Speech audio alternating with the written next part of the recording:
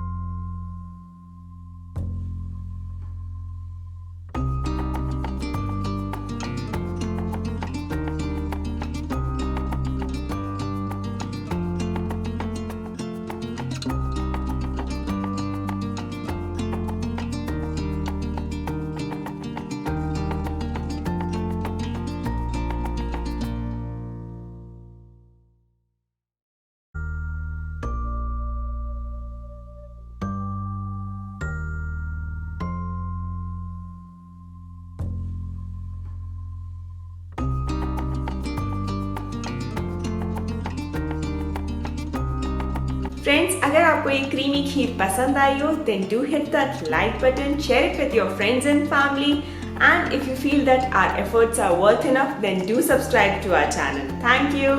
Bye bye.